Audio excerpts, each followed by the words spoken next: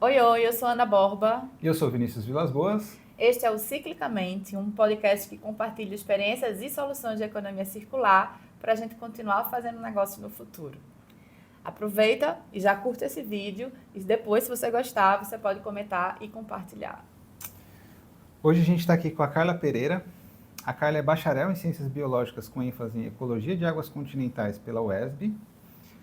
Ela também é mestre em Zoologia pela UFES, atuou como docente em diversas universidades, que ela falou que ia dar várias páginas de biografia aqui, né? Em curso de medicina, biomedicina, farmácia, fisioterapia, entre outros aí. Ela é fundadora da Pera Peralta, uma empresa de transformação educacional através do artesanato, produzindo brinquedos, eventos e práticas fundamentadas em economia circular. Bem-vinda, Carla. Obrigada. Conta pra gente um pouco como que foi essa sua trajetória, despertar para a economia circular. Pode ser detalhista aí nessa trajetória toda. Tá bom. Primeiro, obrigada pelo convite. Está sendo um prazer estar com vocês, conhecer de verdade vocês de perto. Eu sou de Laje, que é uma cidade no interior da Bahia, fica próxima a Salvador. Laje tem uns 23 mil habitantes, então Laje é uma cidade, vou dizer que não é muito desenvolvida em termos tecnológicos, e eu tive um contato com a natureza desde sempre. Então, desde pequena que eu quero ser bióloga e que eu quero ser cientista, que é uma coisa importante. E aí eu descobri na biologia esse caminho de possibilidade para ser cientista, e lá eu tive a oportunidade de estudar diversos aspectos da vida, por assim dizer, e eu participei de projetos de pesquisa ao longo da graduação todinha, e eu descobri que era possível, sim, mudar o mundo sendo bióloga, não do jeito que eu queria curar o câncer, curar a AIDS. Mas eu percebi que um problema uma questão tão grande, a gente não podia resolver pequenininho, mas na biologia foi onde eu aprendi sobre sustentabilidade e eu vi que a gente tem que pensar de uma forma global, mas o agir precisa ser local.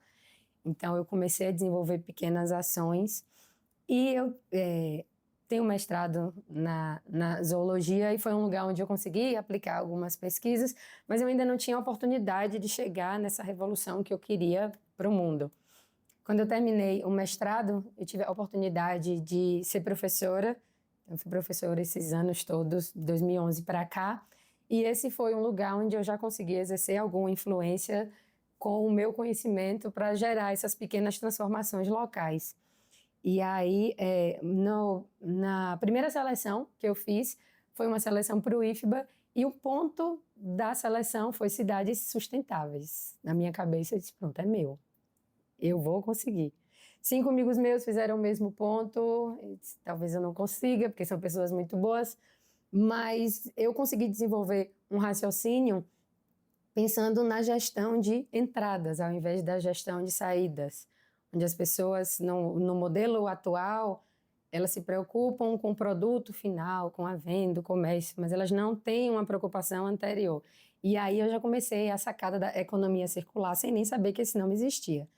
Então, desde então, eu tive a oportunidade de trabalhar com disciplinas como sustentabilidade, meio ambiente e sociedade, e aí isso foi me dando um arcabouço teórico para dizer, olha, existe, é possível, o que eu posso fazer para conseguir isso, não só dentro de sala de aula, empreendendo, por exemplo.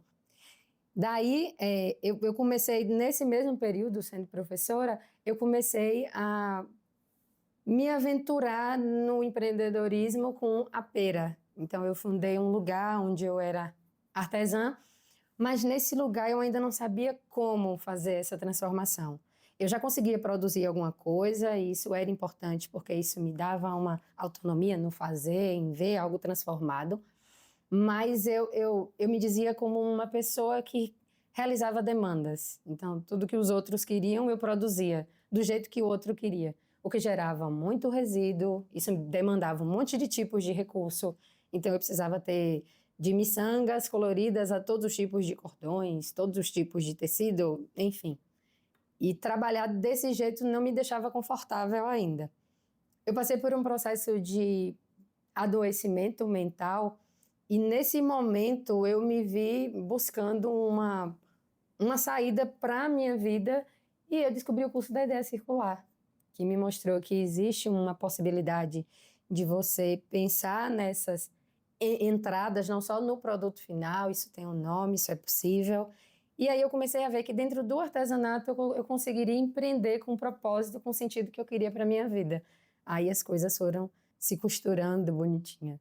Então eu sou hoje artesã de brinquedos e acessórios com atributos sustentáveis e também estou empreendendo nos eventos, em orientações, em gestão circular, para tentar extrair o máximo do meu potencial como professora e como artesã para fazer a diferença. Maravilha, Carminha. É muito interessante você falar de entradas e saídas. Eu queria que você aprofundasse um pouquinho, né? Que você fala de entradas e saídas e que antes você fazia algo que só era demandado, então estou imaginando que era um cliente que lhe contratava para fazer algo. Então, se você Isso. puder dar um exemplo assim do que era esse algo que o cliente te contratava e depois algum produto próprio que você começou a entregar na Pera Peralta, que já tinha essa ideia circular na prática, assim. Tá bom. Como artesã, como bióloga primeiro, as pessoas acham que você sabe tudo sobre a vida. Então pergunta que tipo de planta é essa, qual é a espécie, qual é a família. Não é bem assim. Mas como artesã, mais especificamente, as pessoas acham que por você ser artesã, você sabe fazer tudo. E eu sou o tipo de pessoa que eu gosto de entregas. Então quando você me pedia uma flor, flor construída por mim, algum material, qualquer material, na verdade, eu procurava dar conta. Então eu acabei, sendo uma artesã que fazia tudo de tudo.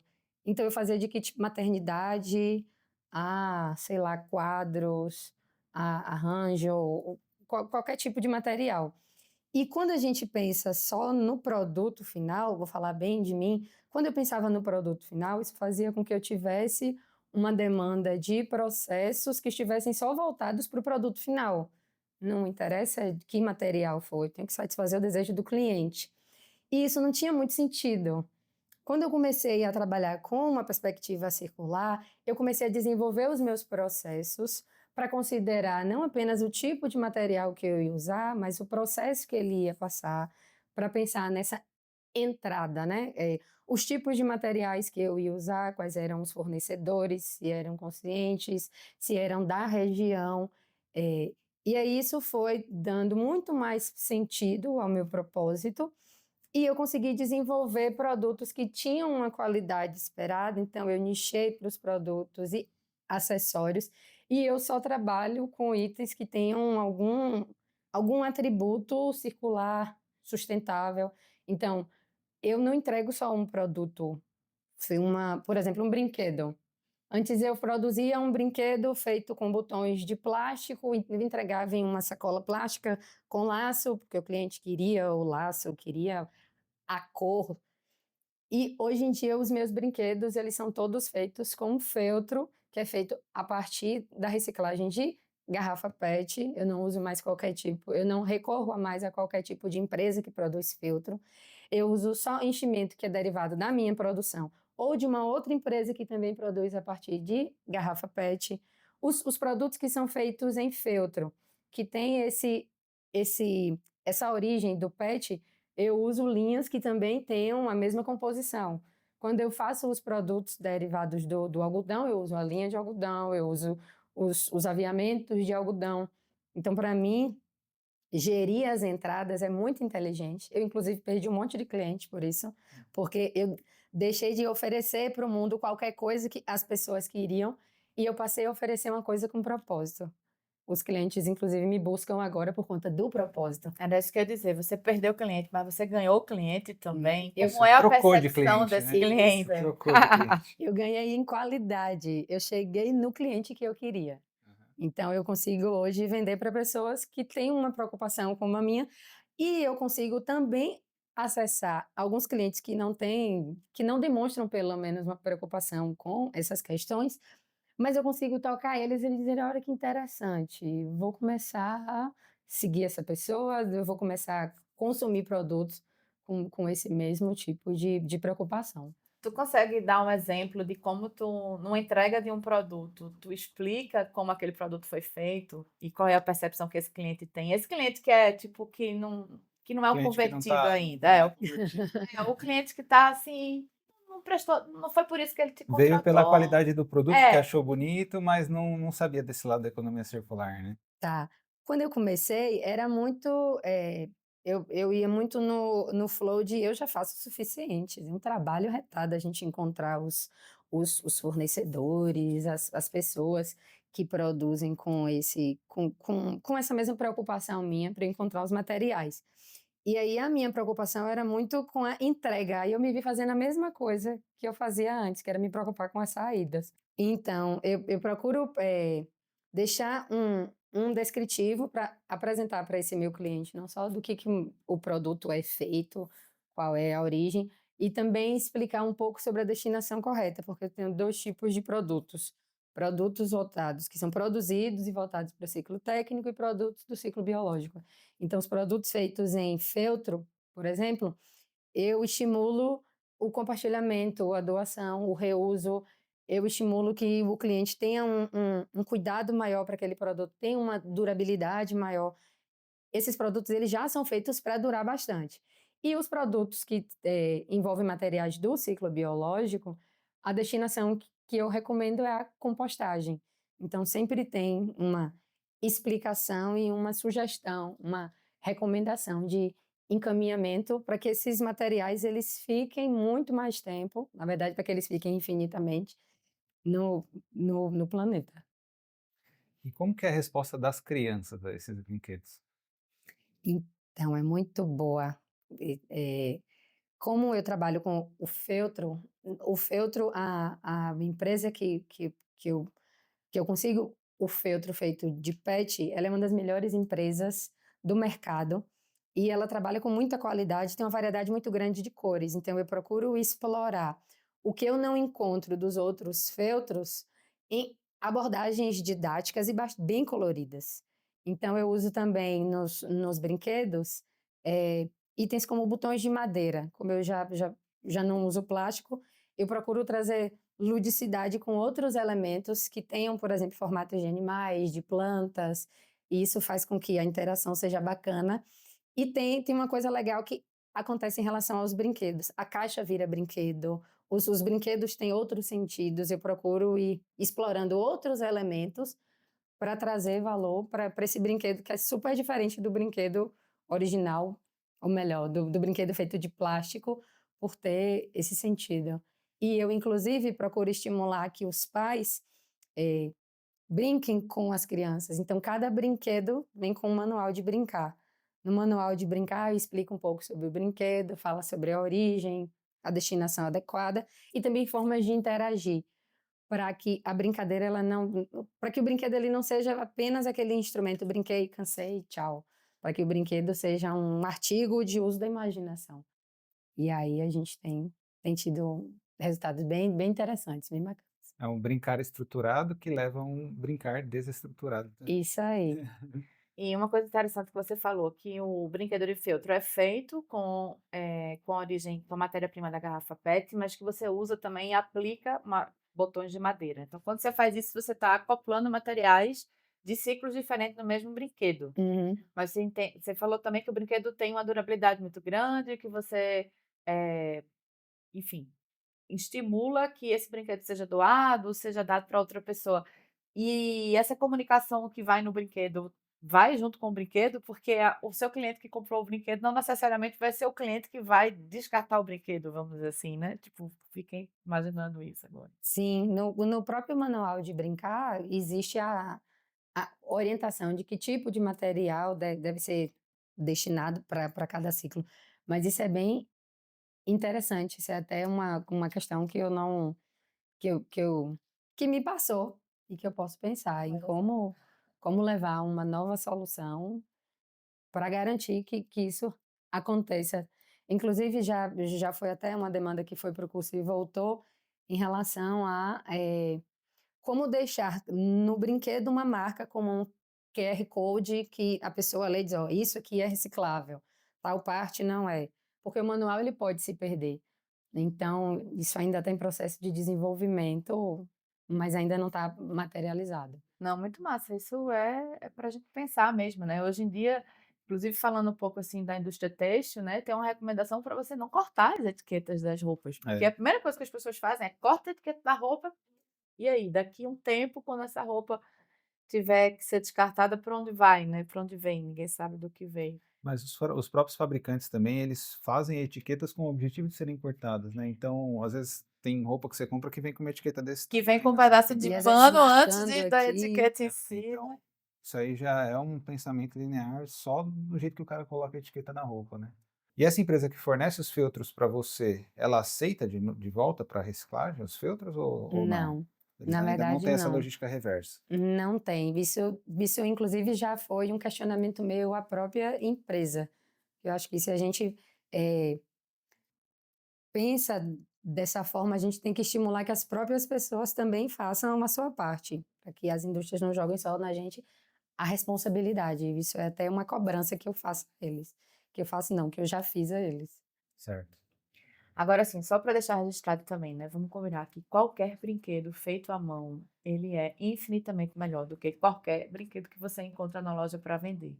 Porque a quantidade de sopa plástica que tem nesses brinquedos convencionais promovidos pela indústria, né? E essa toxicidade indo para Sim. Sim, né, para dentro da casa das pessoas, para bebês, né, para crianças assim muito pequenas também é realmente um perigo, né, que a gente invisível, é coisa Você totalmente. vai numa loja de brinquedo hoje, eu tenho essa dificuldade, né? Que eu tenho sobrinho, afilhados, e aí você vai tentar comprar um presente, é dificílimo, né? Porque você entra na loja, é 99% de plástico, assim, até o talo. inclusive esse dado é que existe até 2009, se eu não me engano, eu posso trazer o dado para a gente colocar na descrição do vídeo certinho.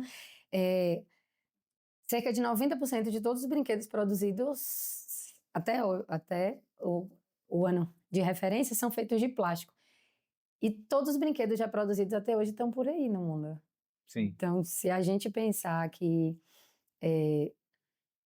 esse plástico, além de ficar no mundo, ele é poluente, a gente tem um problema que a gente está colocando as nossas crianças para entrar em contato e depois eles vão ser adultos que vão procurar uma solução e talvez não encontrem. Não, total. Tem um dado interessante também que a gente pode juntar aqui, é que em 2020, acho que foi na época da pandemia, o Instituto Alana fez eh, eh, encomendou uma pesquisa, né, que chama Infância Plastificada. E essa é uma pesquisa bem interessante, que analisa os principais brinquedos poluentes, inclusive brinquedinhos que vêm dentro do McLanche Feliz, por exemplo, né? Coisas assim. E de brinquedos mesmo que estão nas lojas, assim, um dado que me assustou muito nessa pesquisa é que, tipo, 80% do brinquedo é embalagem. Então você tem brinquedo, assim, o brincar, ele é o abrir o brinquedo. E muitas vezes você abre. Foi muito interessante você falar que a sua embalagem faz parte da brincadeira, porque em geral ela não faz parte da brincadeira. A brincadeira é abrir, descarta a embalagem e o que vem dentro é, né, o item menor que a pessoa brinca, às vezes nem brinca, só abre e já, putz, a brincadeira acabou. Então é bem assustador mesmo. Acho que quanto mais a gente olhar para esse mundo infantil assim, é importante ter cuidado, né? Muita toxicidade, assim, que a gente se liga quando começa a aprofundar na economia circular, tá na primeira infância. E além dos brinquedos, você também faz acessórios? Como que funciona? Qual que é a ideia em torno dos acessórios?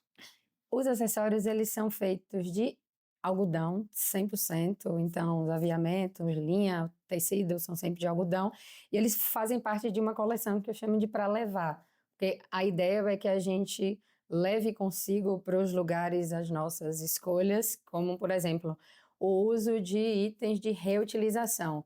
Eu produzo sacolinhas, ecobags, pequenas embalagens para que você possa levar de casa sua água, seus talheres. A ideia é que você tenha um recurso para você levar consigo e mostrar que você é uma pessoa que faz escolhas sustentáveis, que faz escolhas conscientes. Então, esses são os produtos da linha que é compostável. Os Certo. produtos todos feitos de algodão. Maravilha, para levar dentro da bolsa os itens de reutilização e as sacolinhas, as ecobags também para levar as compras que faz Isso, na rua para casa. isso aí, para levar sempre consigo. E aí você leva o que você quiser escolher. E para levar a sustentabilidade para qualquer lugar que você vá também, Isso né? aí. Legal. É muito bom, né? Porque leva mesmo. Você saca assim, tipo, a pessoa já fica curiosa, né? Já vê.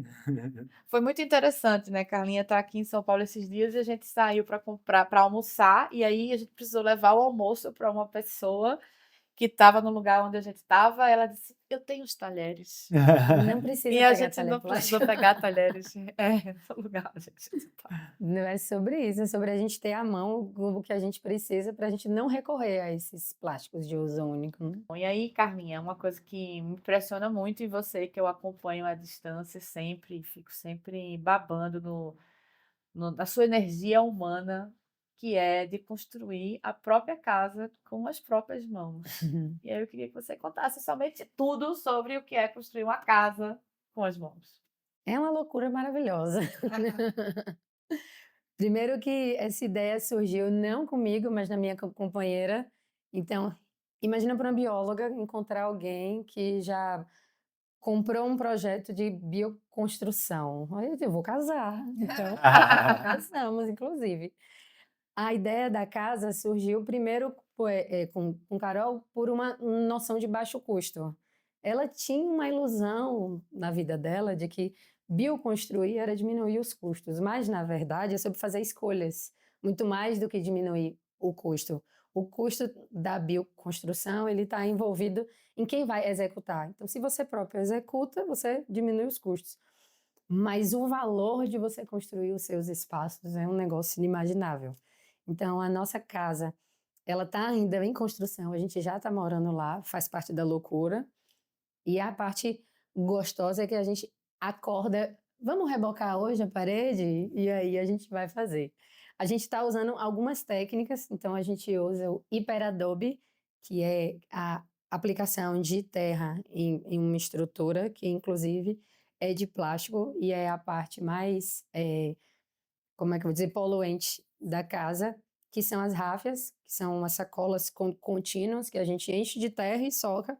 As paredes ficam com cerca de 35 centímetros de espessura. Tem um isolamento acústico excelente, inclusive isolamento de Wi-Fi. A gente tem uma dificuldade de usar pela casa, mas tem um isolamento térmico incrível. Então, enquanto o mundo está num calor extremo, a gente está em um ambiente super confortável. A gente também colocou nas paredes internas o hiperadobe nas paredes externas. As paredes internas são de tijolo ecológico, que tem uma produção de resíduos muito menor e, inclusive, como usa muito menos cimento na composição e ele não precisa secar num forno, a gente tem uma consciência aí envolvida. A gente também está usando reboco natural, então a gente mistura terra com cal. A gente tá fazendo a pintura com a cal virgem, só coloca na água e ela já solta o pigmento branco. Fora a terra que a gente coleta, sempre que a gente passa por algum lugar que vê um barranco com a terra bonita, eu olho para a cara dela, ela olha para a minha, e aí vamos pegar. Como a gente tem Pela sempre uma cor, né? ecobag no carro, a gente escolhe pela cor. Sei. E aí a gente leva para casa, a gente ainda não usou essa tinta, a gente não produziu ainda a tinta, mas a gente tem uma reservinha de terra lá esperando a gente. E a gente também está usando garrafa, que é a parte que eu mais gosto de trabalhar. As garrafas foram coletadas por Carol ao longo da pandemia, em bares, fim de festa, rua. Ela tem alguns amigos que também se tornaram pontos de coleta, então eles já guardam para gente. São garrafas de vidro. Garrafa de vidro, isso. A gente e inclusive garrafas plásticas, mas que a gente consome com bebidas e tal. A gente não está descartando, a gente vai usar na construção, mas por enquanto são as garrafas de vidro. E aí essa técnica é o cobre com garrafas, onde a gente usa as garrafas como blocos, tijolos de construção e une elas com terra. Então a gente faz um preparo, usa algum traço de cimento e aí a depender de onde a parede vai ficar, de que resistência a gente quer, a gente usa um pouco mais, um pouco menos, mas a quantidade de cimento da casa é absurdamente infinitamente menor ao que se usaria numa construção convencional. E a gente tem usado muito madeira, que o pai de Carol tem uma fazenda, morreu uma árvore, olha, pranchas de madeira, vamos usar. E eucalipto plantado lá na região. Certo. A parte das garrafas é o que a gente tem feito agora por último, que é para preencher os espaços e para fazer as paredes do ateliê. Então, eu estou fazendo um espaço para eu trabalhar, eu estou construindo meu espaço de trabalho, que é um cenário incrível e eu sei como foi colocar cada garrafa, com cada estratégia diferente, com reaproveitamento de vergalhão ou com o reuso de arame que sobrou e já estava enferrujando, a gente não pode usar na outra coisa, mas dentro da estrutura da parede cabe muito bem. Então a gente está vivendo e se encantando E a com o que a gente está garrafa, o produzindo. objetivo é entrada de luz? Entrada de Como que luz. funciona, assim, essa parte da garrafa? Então, a garrafa, ela, por ser de vidro, ela já tem uma estrutura rígida o bastante para ser, que é inclusive muito melhor do que o tijolo, se a gente for pensar em durabilidade, em resistência. Certo. E aí a nossa ideia foi aproveitar a luminosidade em alguns pontos e em outros fazer o preenchimento dos vãos acima do hiperadobe. Então, a gente consegue aproveitar tanto a resistência no preenchimento, fica com uma estética muito bacana também, assim como em alguns pontos e no ateliê todo, a gente aproveitou a luminosidade. Existe também algumas técnicas que usam tintas de vitral para você tingir a garrafa e conseguir uns efeitos, mas no nosso caso, a gente tem tanta garrafa. Eu tenho um registro que só no ateliê a gente usou mais de 700 garrafas nas paredes. Dá para você fazer um mosaico de tanta cor de garrafa. Dá para fazer o que a gente quiser. Então, a gente tem um espaço que é um banquinho que eu fiz só com garrafa branca. Todas as garrafas do ateliê são verdes. Então, dá para a gente brincar um bocado com essas possibilidades. Aí entra a riqueza de se considerar a qualidade dos materiais, o tipo de material para a gente pensar em como aplicar. Eu consigo na casa aplicar muito de circularidade e trazer muito para a Carol, que foi uma pessoa que não tinha essa visão e que agora a construção da casa tem outro sentido. Então, as estratégias de economia circular têm sido incríveis para a nossa casa e para o negócio também. E o hiperadobe, ele vai algum cimento para fazer o preenchimento dos tubos de ráfia contínuo ou é somente terra mesmo? Não, a gente só usa traço de cimento, que é de 10:1, só abaixo das janelas e acima, para a gente conseguir acomodar os caixonetes das janelas e também no final das portas. Então é coisa de 2 fiadas na casa toda. Ah, entendi. Então, com uma fiada abaixo da janela e uma fiada acima. Então, quem escolheu os materiais foi Carol, junto ao arquiteto que já tinha uma visão da bioconstrução. Para a região, a gente encontraria terra em abundância, então o hiperadobe era adequado e foi reaproveitado muito a terra do próprio terreno quando foi fazer a fundação. E aí, essa seria uma estratégia legal também, porque não usava outros tipos de material, por exemplo, o superadobe, que é feito de sacos menores, é a mesma estratégia de compactação, mas precisa que esses sacos, como eles são sacos menores, estão soltos, precisa que eles sejam fixos e geralmente se usa arame farpado. Então, isso demandaria um outro tipo de material. Sem pensar, a Carol escolheu o mesmo tipo de material, isso já é uma estratégia legal. E aí, em relação aos tijolos para a parte interna, por que escolher? Por conta da versatilidade e porque eles não precisam de revestimento. A gente só faz uma impermeabilização e literalmente somos nós mesmos que estamos fazendo tudo. A gente só coloca rejunte onde a gente quiser, a gente só impermeabiliza o que precisa ficar exposto, por exemplo, à umidade ou ao sol, um pouco da parte externa do banheiro. E em relação às garrafas, o que vai determinar a espessura que a parede vai ficar vai ser o próprio terreno onde a gente vai fazer. No ateliê, a gente tem Foi feito uma base de concreto ao redor. A gente tem em cima um assoalho de madeira. E como a parede do ateliê não é uma parede estrutural, porque a gente tem as caixas de eucalipto dando a sustentação, a gente consegue fazer uma parede mais fina. Já na parte de baixo, onde a gente tem um acabamento usando a garrafa, a gente segue a mesma espessura da madeira. Então, até isso é possível. A gente consegue formas orgânicas, a gente consegue espessuras diferentes, a depender da necessidade. O banco que eu fiz de garrafa de vidro, ele tem a espessura da parede para que ele tenha um conforto para a gente sentar. Mas eu podia usar só uma garrafa e a outra junta sem deixar uma espessura maior. Então, é muito de entender o potencial do material e viajar na criatividade, que aí, se deixar, É muito massa, né? Ver que construir pode ser para todo mundo também, né? é para todo E o mundo. que eu acho muito interessante nessas construções de hiperadobe, né? Nas bioconstruções que têm paredes muito espessas em geral, é que esse isolamento térmico você já está meio que se preparando para o aumento da temperatura, né? Porque como é uma casa no interior da Bahia, imagino como é que é a temperatura lá. E hoje uma base até do Cradle to Cradle é você confiar nas fontes naturais de energia, né? E precisar de menos sistemas ativos, ou seja, você precisa de menos ar-condicionado, nesse caso, né? Então, quando você tem uma estabilidade de temperatura dentro da casa, porque você tem um isolamento térmico muito melhor e etc., o que isso economiza de energia, que gera de conforto, que mantém a umidade do ambiente também, né? Muito bem, é incrível, né? É uma das coisas que eu mais gosto, assim, dessa parte. Sim, é muito legal. Agora, só uma coisa, a gente mora em uma das regiões mais frias da Bahia. Sério mesmo? É no Planalto da Conquista.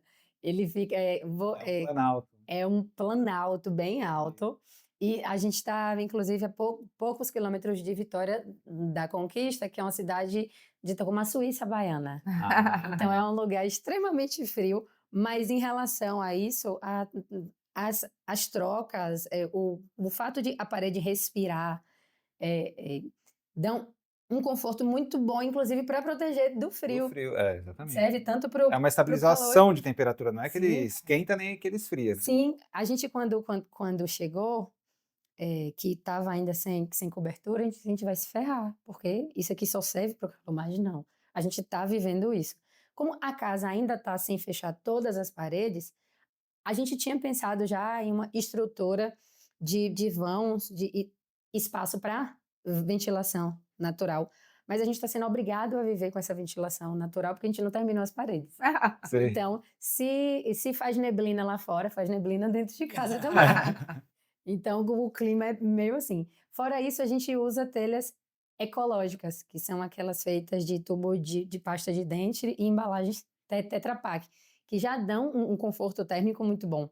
O pé direito ficou bem alto, então passa uma ventilação boa. Eu acho que o desafio com as mudanças climáticas vai ser bem difícil. Tenho uma curiosidade. Quando a gente estava subindo as paredes, um vizinho nosso, que não tem muito conhecimento desse tipo de construção, ele na verdade disse que ele nunca viu isso, que isso era uma maluquice, ele chegava e disse, vai dar certo? Isso não funciona não, mulher. Se chegar aqui um furacão, a nossa casa aguenta. É um terremoto, a nossa casa aguenta, a sua não. Então a gente tem uma construção que é feita para durar, literalmente.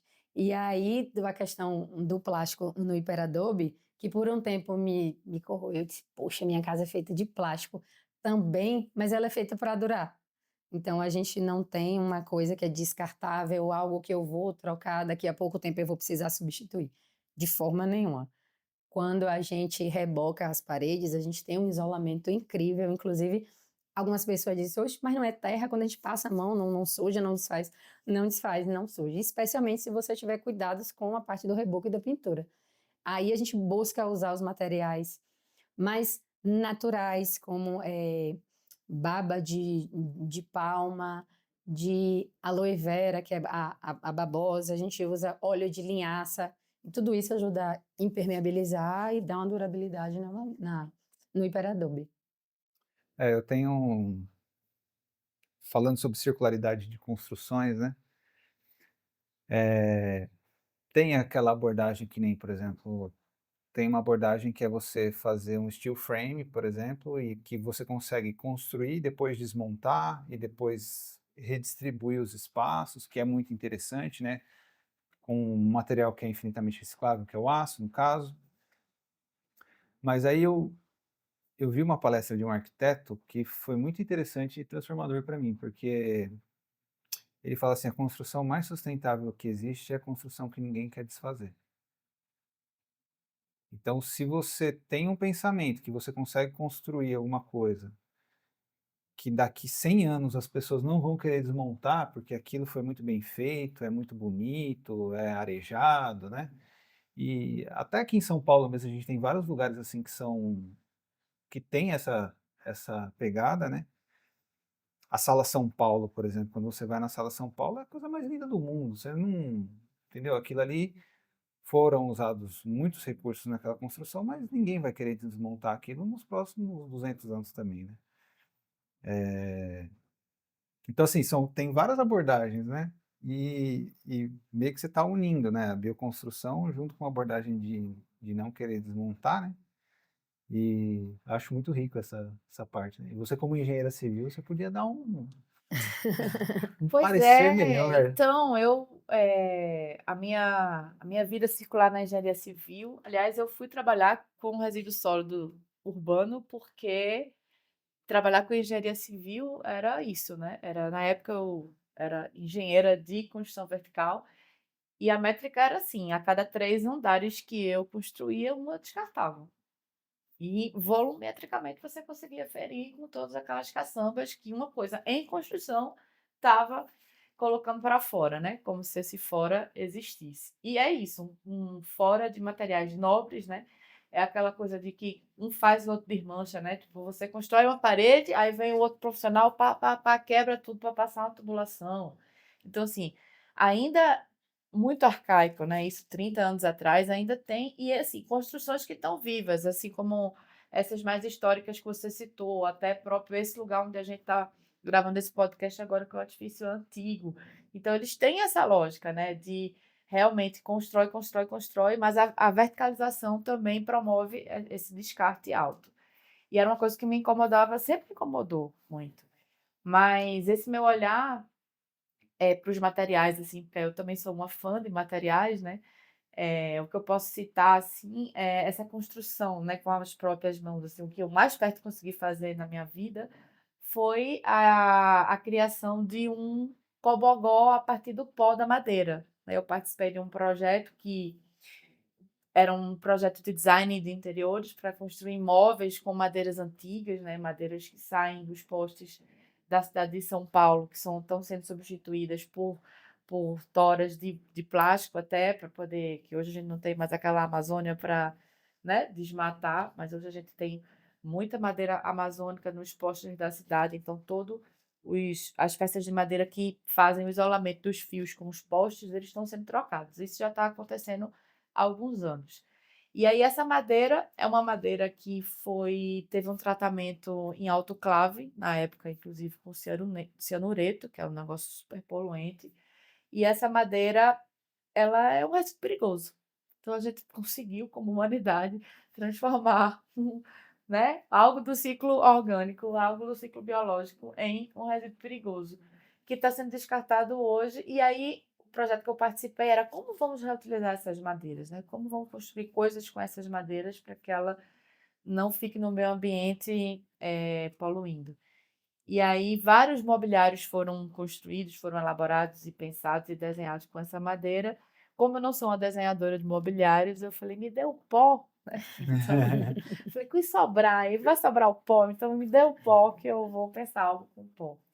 E aí, a partir do pó, que é muito interessante também essa analogia do pó, né, porque tudo vira pó, eu construí o cobogó. Um cobogó, que é um que eu chamo de cobopó, porque é um elemento vazado para você usar internamente. E aí sim, você depois de construir o cobogó, você precisa isolar, né? Porque lembrando que aquela madeira não é uma madeira muito sadia, né?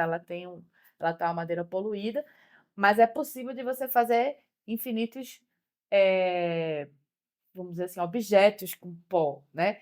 E aí me abriu muita mente, assim, que danado outros pós também podem entrar e virar em materiais de construção. Eu gosto muito de pensar, tem um negócio muito louco. Eu assisti um documentário uma vez que falava só sobre o planeta e mostrava o planeta todo lindo, maravilhoso.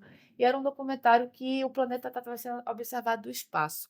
E todas as imagens que mostravam do planeta não mostravam nenhum lixo. Nenhum lixo, nenhum zero, zero, nenhum lixo espacial, nenhum aterro sanitário, nenhum lixo no meio da rua, nem... Era assim uma coisa, assim, uma sessão de beleza, porque realmente o planeta é uma coisa muito linda, né? Assim. Mas no final, que o filme está se acabando, assim, que o documentário está se acabando, aí aparece um caranguejo daqueles numa praia deserta, morando dentro de uma tampa de amaciante. Sei lá, uma tampa de amaciante, que é um troço grande, assim, que está na nossa área de serviço. Na minha não, mas em algumas áreas de serviço você pode encontrar. E aí estava esse molusco, que não é um tipo de caranguejo que precisa de habitar conchas e outras coisas, e né, como conchas estão sendo retiradas pelos turistas, não sei, ele achou essa tampa e estava morando nessa tampa. E aí eu fiquei viajando muito nisso. Eu falei, cara, será que esse material todo que a gente está descartando na natureza enquanto, né, resíduo sólido urbano não poderia ser, se foi a casa desse molusco, por que não pode ser a casa das pessoas também, né? E aí tem muita, a gente já discutiu sobre isso, né, também sobre essa toxicidade que um Sim. material pode estar, eita, eu vou construir uma casa de plástico e aí eu vou ficar respirando o ar dentro dessa coisa. Mas existem muitas maneiras, inclusive de reutilizar construções que porventura vão ser desmontadas e ser montadas nisso, e eu vejo que a construção civil conseguiu evoluir um pouco nesse sentido. Mas eu gosto muito de pensar de como a gente pode construir as coisas com as mãos, né? Não só tijolos para parede ou coisas assim, mas como também outros objetos, né? Então, como é que são os móveis da sua casa? Falando disso, assim, que tipo de objeto para além da casa você vem fazendo? Aposto que está fazendo também.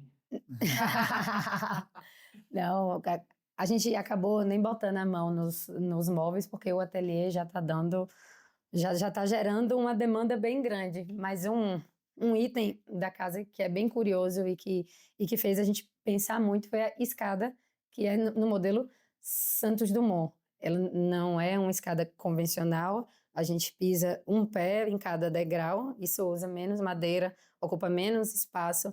E para escolher a madeira, a gente teve uma preocupação de escolher uma fonte adequada, certificada.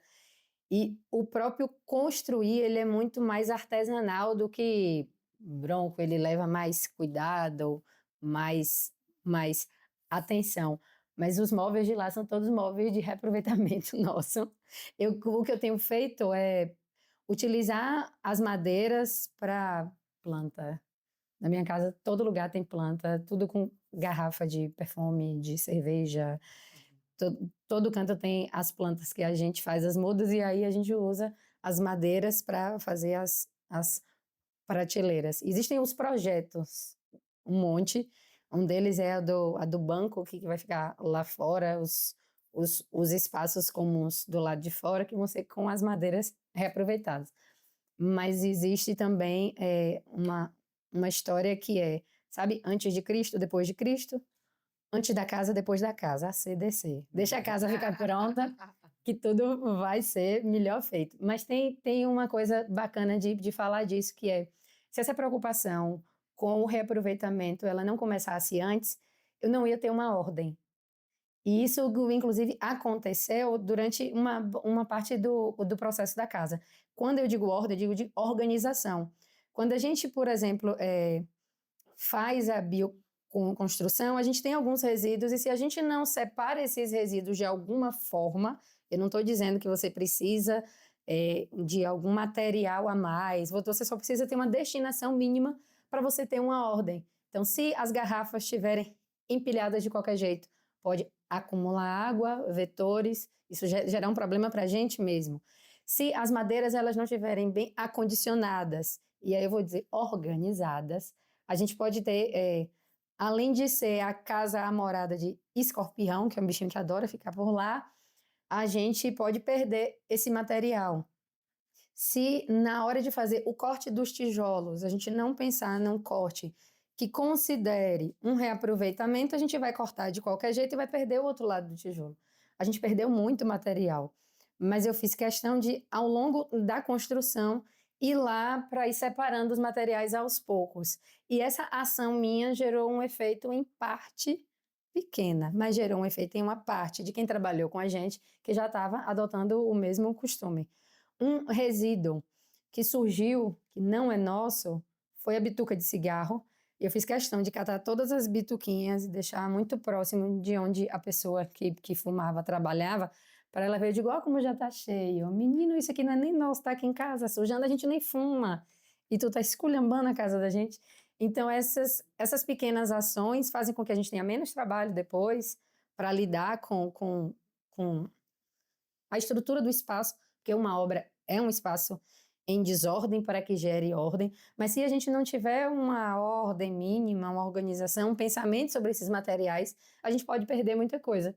Então, de novo, a gestão das entradas para pensar na saída. Se a gente pensar só na casa, depois a gente aluga uma caçamba, bota todos os materiais misturados e joga fora.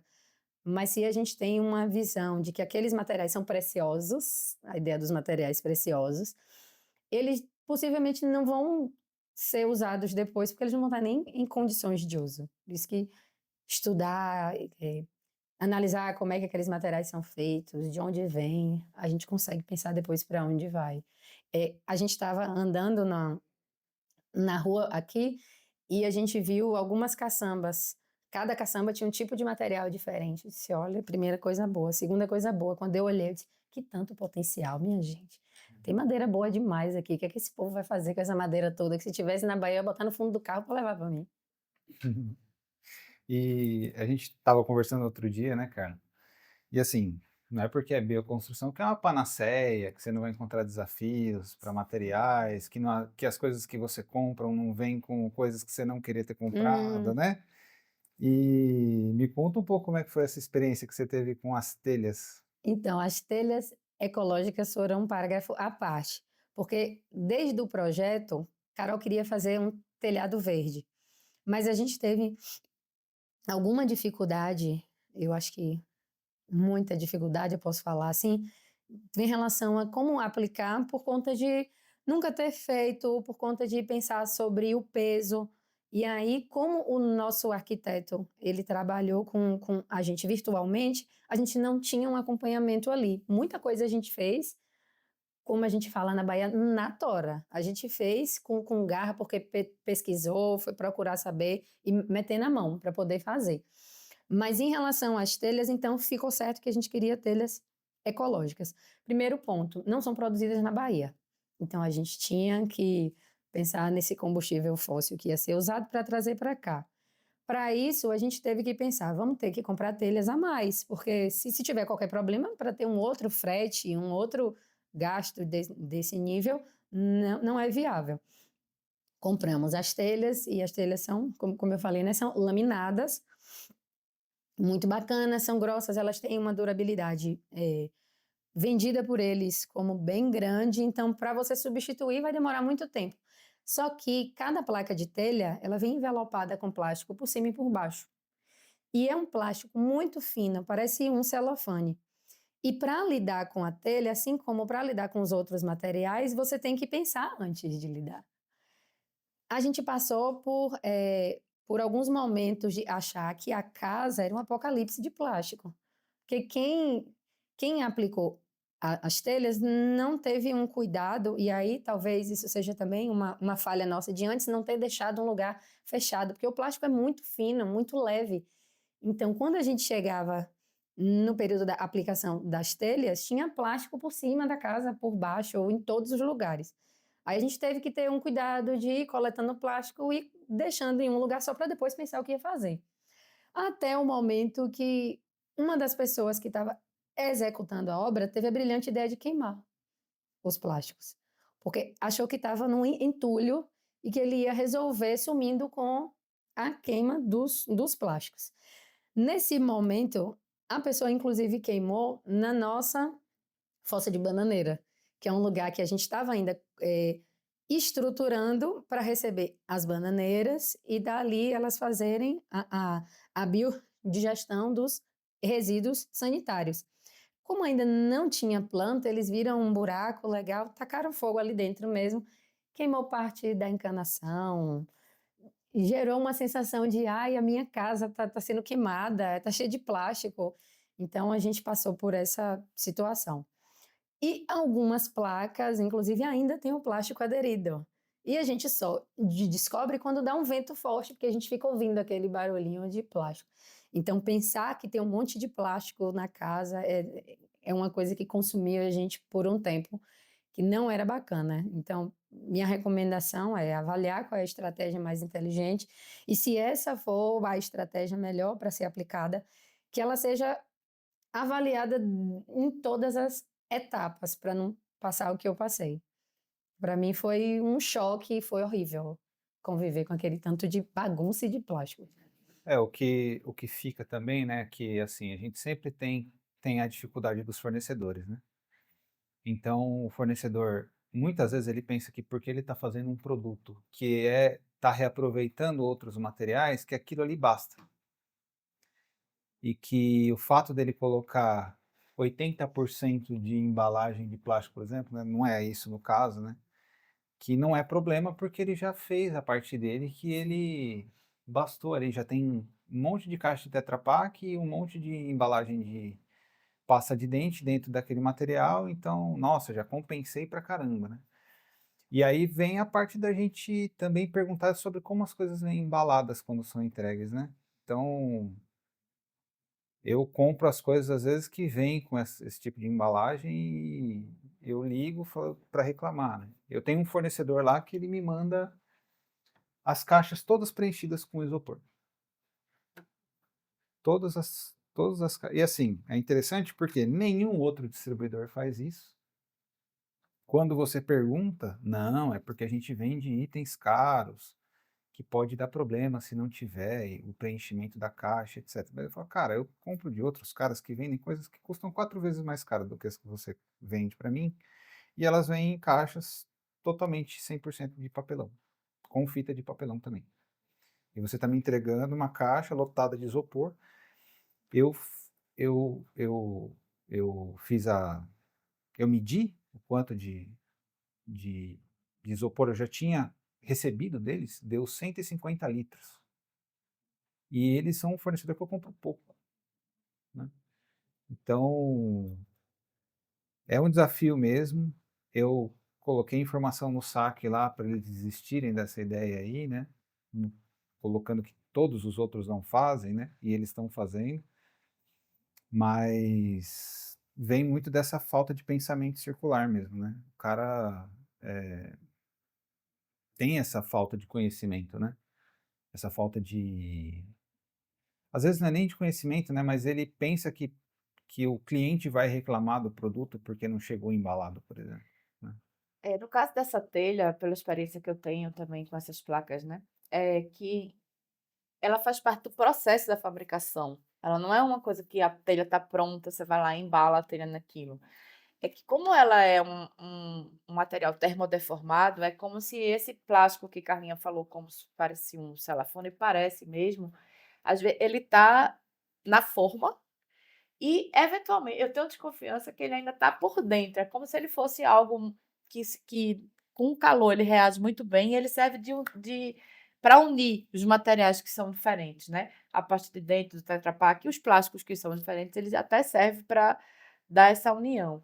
E aí, às vezes, você encontra um que está de dentro, já reparou, assim, que o negócio está vindo, que ele não está só descascando, ele parece que está dentro também daquela alma do negócio. Então ele é algo que faz parte do processo, ele não é: "Ah, a telha ficou pronta, você vai lá e embala".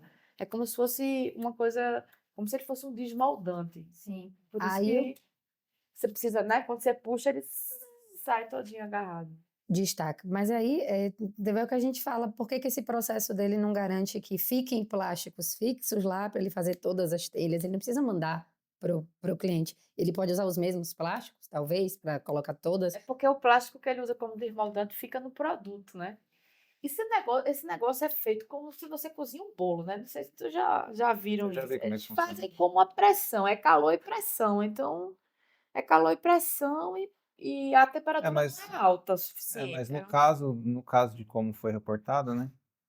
Você acha mesmo que era isso? Porque às vezes tem fabricantes diferentes que fazem diferente um do outro, né? Então, eu não sei. Esse foi um cuidado que a gente não teve, que a gente nem imaginou que isso era possível, que era desse jeito. É, na hora que você Isso é a escolheu a falta de telha, experiência. você não A viu. gente buscou os fornecedores que foi o primeiro ponto de corte, que é quanto mais próximo, melhor. A gente achou um no Nordeste, mas que não era 100% de material reaproveitado, aí a gente já descartou, aí a gente achou aqui de São Paulo.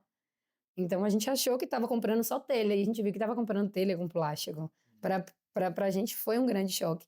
E eu passei por isso que você falou bem recente. Como eu estou agora empreendendo nos eventos, eu solicitei algumas amostras de itens de alimentação, pratos, embalagens, talheres de uma empresa e eles me mandaram tudo solto na caixa de papelão, fechada com papel crepado. Achei incrível, vamos comprar essa empresa que é maravilhosa. Quando eu comprei, veio com a fita plástica, já começou que tinha fita plástica, e dentro tudo embalado com plástico. Eu digo, aí é sacanagem, vocês me venderam uma ideia e agora botaram tudo no plástico. Aí eu entrei em contato com o saque também, eu disse, como assim? Eu não tinha pedido isso. E eles falam, porque é um item de alimentação, e aí as pessoas gostam que ele esteja assim. Eu disse, então é bom repensar, porque tem pessoas que não gostam, e vocês podem adotar um outro tipo de processo que garanta a segurança, até porque papelão também é autoclavado, ou melhor, autoclavável. A gente tem como usar a fita de papelão, é muito tranquilo. E aí, se a gente não provoca essas empresas, as coisas vão chegando para a gente sempre do mesmo jeito. Carlinha, você tocou num ponto interessante, né? Que aí agora, de tantos empreendimentos que você está envolvida, você também está empreendendo em fazer festas, em fazer eventos. E aí esse desafio todo das embalagens, né? Você podia comentar um pouquinho sobre isso, né? Para além desses fornecedores que você está pesquisando, como está sendo a oportunidade? Por que que você está indo para esse lugar? Qual é a oportunidade que você está vendo em fazer eventos? Então, as festas são esse lugar de celebração, onde a gente espera que todo mundo aproveite, que seja bom para todo mundo, mas o que a gente se depara é que, na verdade, não é. É bom por um tempo curto, só para quem está envolvido na festa, e depois a gente tem um volume de resíduos gigantesco, que o destino dado é sempre o mesmo para a comida, para os itens todos, de uma forma misturada e despreocupada. Eu sou filha de Dona Margarete, que é uma pessoa maravilhosa e festeira. Na minha casa, lá em Laje, a gente sempre promoveu muitas festas.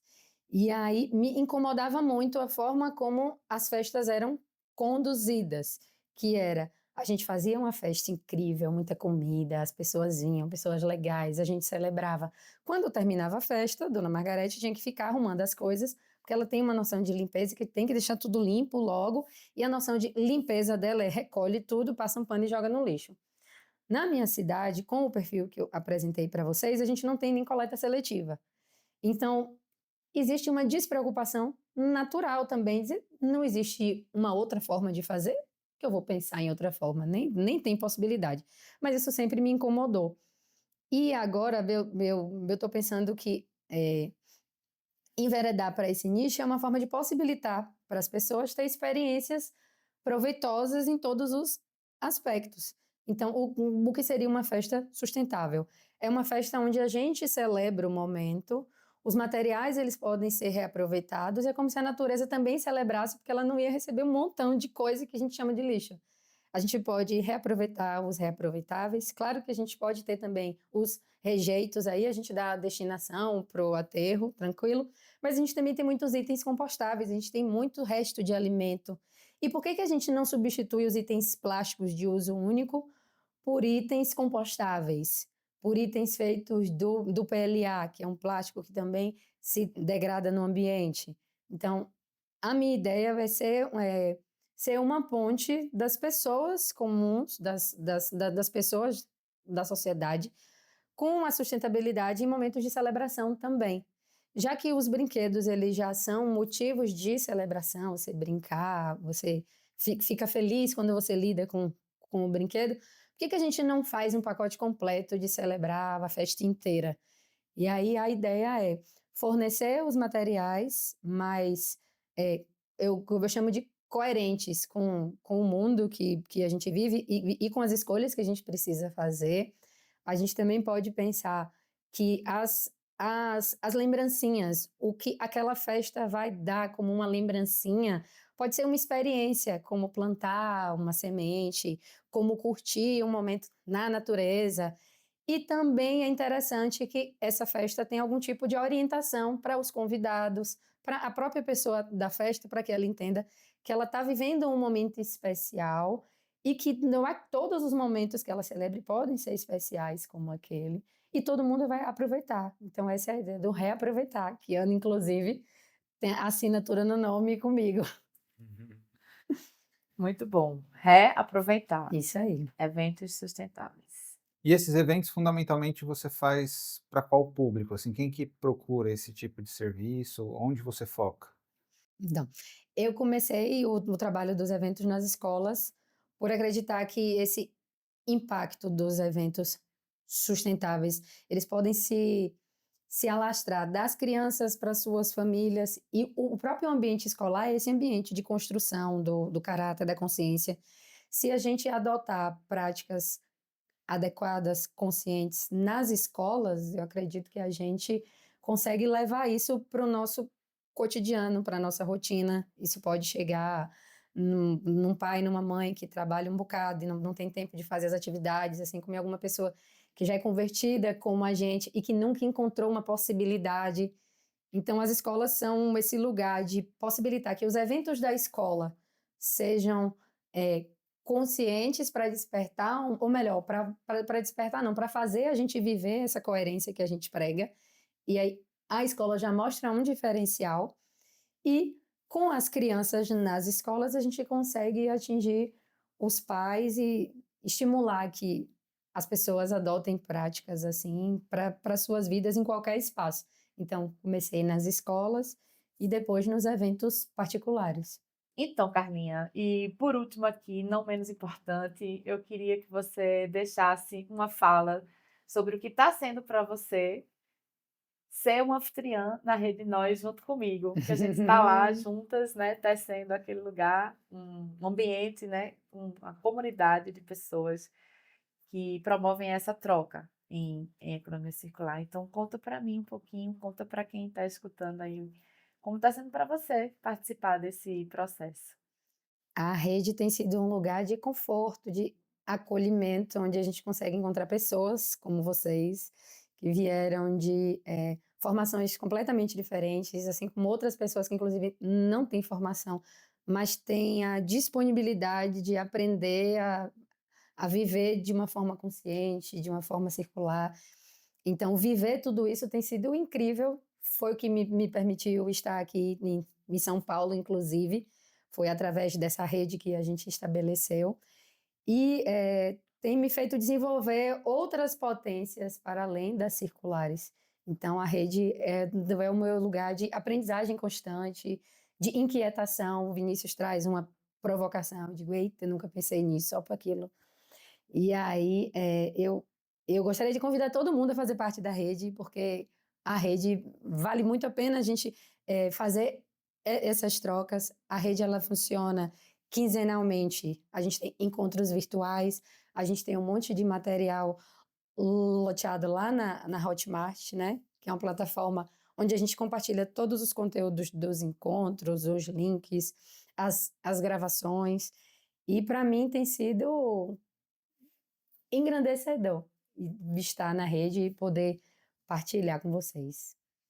Muito massa. Então, para quem quiser entrar na rede, entra no Instagram, @redenós, que lá você vai encontrar o caminho do nosso site, onde você pode escolher uma assinatura mensal, que fique bom aí para você, para fazer parte aí desse lugar. É um lugar realmente de muita conexão. Muita alegria, né? Muita alegria. E aí, falar em alegria, a gente sempre finaliza aqui ciclicamente falando de uma alegria. Cada um de nós compartilhamos uma alegria sobre uma prática de economia circular que a gente está aí no nosso dia a dia fazendo. Então, Carlinha, qual seria uma alegria sua? Uma alegria minha é bioconstruir o lugar onde eu estou vivendo. É eu estar construindo o meu espaço com o meu propósito. Para mim é uma das maiores alegrias. Maravilha. Bom, a minha alegria, assim, mais viva no momento é a gente estar podendo se conhecer, né? Presencialmente, assim, dar corpo, né? Dar um calorzinho. Eu acho que é a alegria circular mais quente do momento aqui para mim é essa. Gratidão por ter vindo para São Paulo. Ai, eu Foram que dias agradeço. incríveis que a gente viveu aqui, ainda estamos vivendo, que ainda a viagem ainda não acabou, Não né? é? Estamos juntas. A minha alegria também foi te conhecer pessoalmente, né? E Oh, ver que como legal. você é realizadora, né? Porque uma coisa muito interessante das pessoas da rede é como elas realizam, né, a economia circular. E a bioconstrução, o seu trabalho com artesanato, essa parte das festas também eu acho que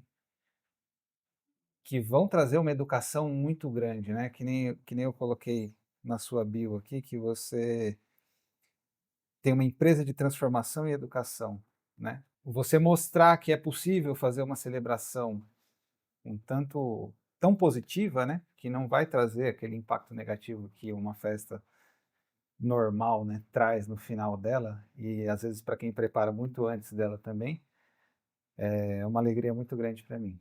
Ai, obrigada. Muito feliz de estar aqui. Maravilha. Então, minha gente, esse é o Ciclicamente. Eu e Vinícius aqui convidando pessoas incríveis sempre para trazer uma experiência, para mostrar como é possível levar para a prática a economia circular. Acho que isso é uma coisa que a gente faz muito na Rede Nós, né, enquanto Sim. comunidade. E o Ciclicamente vem para dar voz para essas ações. Carla, deixa seus contatos, sua rede social, seu site, como que quem quiser fazer uma festa, quiser um brinquedo, como é que faz para te encontrar? Então, vai logo lá no Instagram, que tem todos os outros acessos. O Instagram é @pera.peralta. E lá você vai ser direcionado para o lugarzinho certo. Certo. E se você quiser uma mentoria para desenvolver um produto sustentável, eu também tenho o @engenharia circular, né, que você pode entrar em contato comigo lá também. E principalmente para pequenas e médias empresas, você está desenvolvendo um produto que ou você já tenha, né, um produto que você quer melhorar a embalagem, melhorar o ciclo de vida, entender como é que funciona todo esse contexto de economia circular no seu produto, mesmo que você esteja desenvolvendo ele do zero ou que ele já exista, é só entrar em contato comigo no meu perfil. E você, Ana? Então, minha prática de circularidade se dá na Lichique, lichique.com.br. Também pode encontrar lá no Instagram, @lichique, Lixiki. A Lichique é uma empresa de upcycling, de ecoeducação. Então, a gente também faz a transformação de resíduos têxteis para o mundo corporativo. Tem um programa também de oficinas para evento. Evento também é território da Lichique. E tem dinâmicas também de aprendizagem para a gente aprender através do brincar. Então, procura a gente lá que a gente pode te ajudar também aí no seu processo. Muito obrigado, gente. É isso por hoje. Ai, obrigada.